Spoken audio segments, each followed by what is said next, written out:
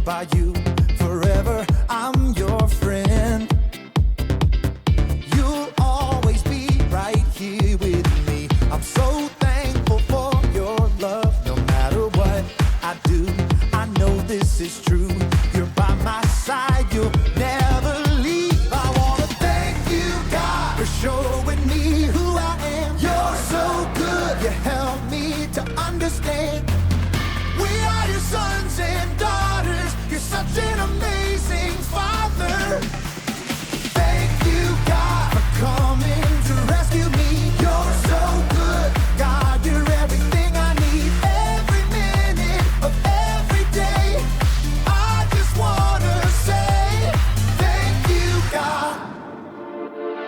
I'm blown away by your love for me. It goes on and never ends. I belong to you, I'm chosen by you. Forever, I'm your friend. You'll always be right here with me. I'm so thankful for your love. No matter what I do, I know this is true. You're by my side, you'll never leave. I wanna thank you, God, for showing me who I am. You're so good, you help me to understand. We are your sons and daughters. You're such an amazing father. Thank you, God, for coming to rescue me. You're so good, God, you're everything I need. Every minute of every day, I just wanna say thank you, God. You sent your son to set us free. For your love and kindness, I will sing. You sent your son to set us free. For your love and kindness, I will sing. I wanna thank you, God, for showing me who I am. You're so good, you help me to understand. We are your sons and daughters. You're such an amazing father. Thank you, God, for coming to rescue me. You're so good, God, you're everything I need. Every minute of every day, I just wanna say thank you, God. It's good. Thank you. No problem. Welcome to Story Lab. This week, we're talking about humility, while we take a look at an amazing letter written from prison.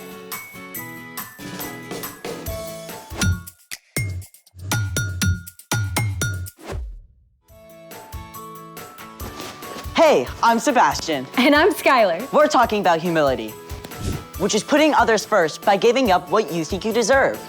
I think one of the best ways of putting others first is by helping them eat well. Like a box of fudge rounds. I was thinking more of tasty veggies. My relationship with vegetables is complicated. How about this vegetable? Are you for real? Yep, world's heaviest carrot, according to the Guinness Book of World Records. That's gonna need a lot of ranch. Then there's this. World's biggest cabbage? Yep, It's like part of some prehistoric jungle. I feel like we should see some dinosaurs roaming past it. speaking of which, It's a Vegisaurus! world's largest mixed vegetable sculpture. Amazing. Slightly terrifying. Our guest today knows a thing or two about veggies. He builds with them? Nope, he grows them. Great. I'm ready. Hi, Phil. We're so excited to talk with you. Hi guys, hey, it's good to be here. Can you tell us a little bit about what you do? Sure, I run Cherith Farms, which is a small market garden that supplies an average of 40 baskets a week, all 4 seasons of the year to our 65 families. Wow. What's your farm like? Well, it's a very intense little farm. It's a 1/4 acre if you do the math of how much we actually grow on. But we grow all major food groups. That's what makes a market garden a market garden.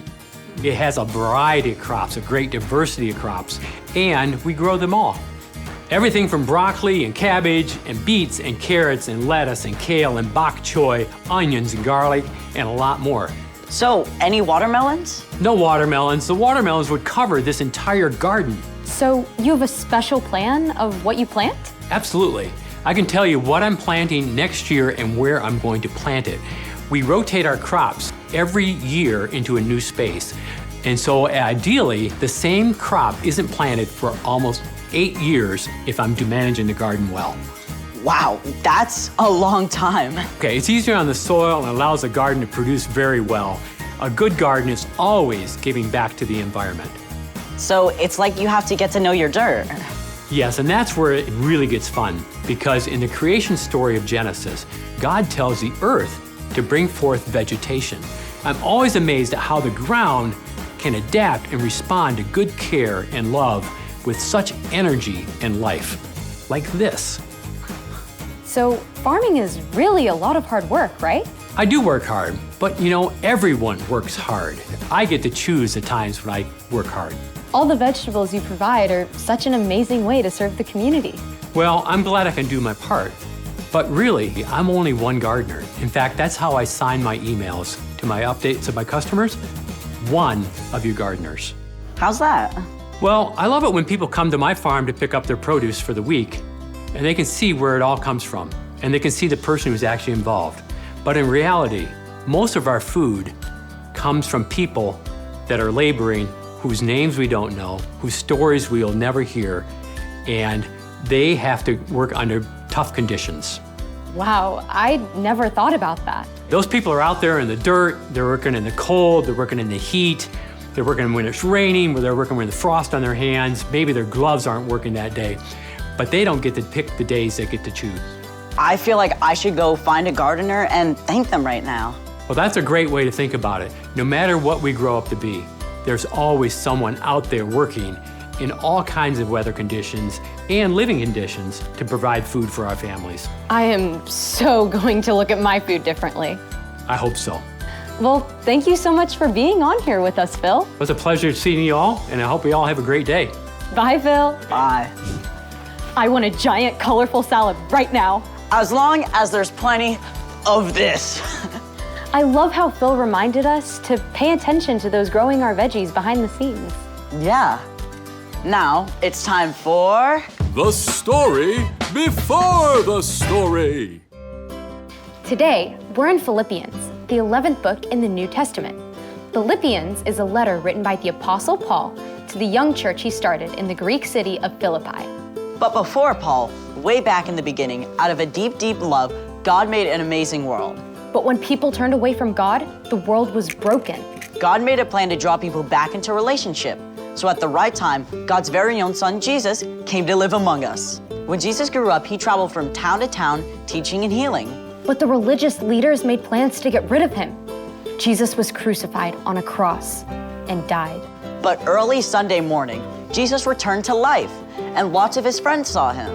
Which is where our story starts. Hey everyone, I'm Chloe. Hi, Chloe. For 40 days after his resurrection, Jesus spent time with his friends. Then he returned to heaven to be with God. But the news about Jesus spread. More and more people began to follow Jesus, including Paul. Paul traveled all over, starting brand new churches. On one of his journeys, he spent 3 months in the Greek city of Philippi, where he shared the news about Jesus with a businesswoman named Lydia. Lydia welcomed the new church to meet in her home, and it grew quickly, even after Paul was thrown in prison. Paul was released and continued his travels. Several more times, he was jailed for sharing about Jesus, but he used his time in prison to write letters to the new churches. In a letter from Rome, Paul encouraged the Philippians to put others ahead of themselves. Don't do anything only to get ahead. Don't do it because you are proud. Instead, be humble. Value others more than yourselves. None of you should look out for just your own good. Each of you should also look out for the good of others. As you deal with one another, you should think and act as Jesus did. Jesus is our model. Like the Philippians, we can begin to think and act like Jesus. So, let's take a look at some of the things Jesus did. Jesus showed humility by always talking to God first. Our Father in heaven, may your name be honored. Jesus spent time alone with God, over and over. Jesus took time away from the crowds to ask God for help. He did it before starting his ministry, before choosing his disciples, and before giving up his life on the cross. Jesus submitted all his desires and plans to God. Next, Jesus showed humility by spending time with those who seemed unimportant. Come, follow me. Rather than choosing the most important, well-educated people to be his followers, Jesus chose the overlooked and the outcast. He wasn't worried about looking impressive. Jesus said to show humility by giving in secret. When you give to needy people, don't let your left hand know what your right hand is doing. Then your giving will be done secretly. That just means when you do something good for others, do it quietly. Don't make it a big deal and do it for show so people will think you're all that. Jesus also said to show humility in our relationships by doing more than is required. Suppose someone forces you to go 1 mile. Go 2 miles with them.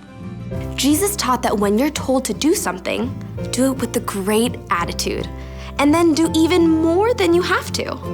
In the end, Jesus gave us the most incredible example of humility ever. Paul wrote, In his very nature, he was God. Jesus was equal with God.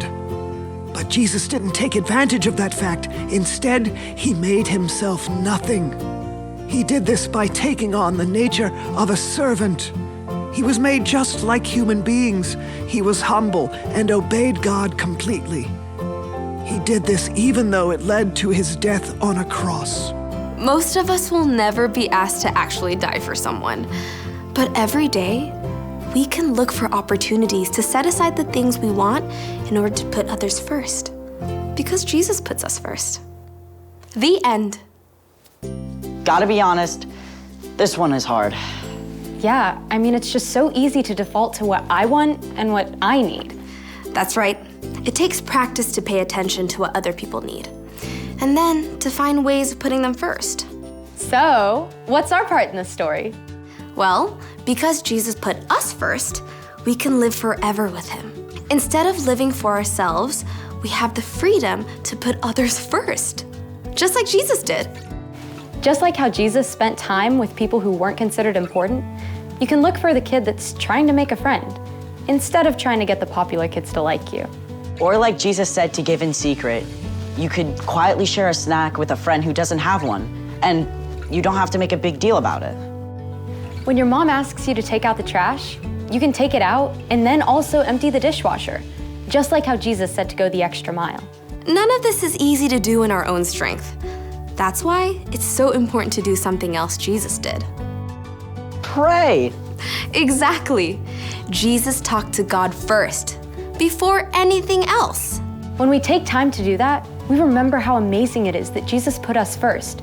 Then God can give us the creativity and strength so that we can put others first. I think you've got it. See you next time. Bye, Chloe.